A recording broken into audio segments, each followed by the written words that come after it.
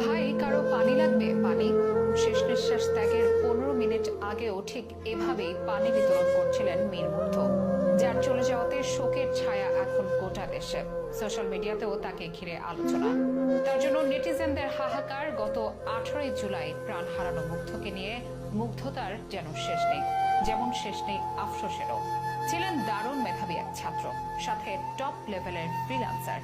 এখনো অনেক order pending তার ফ্রিল্যান্সিং অ্যাকাউন্টে।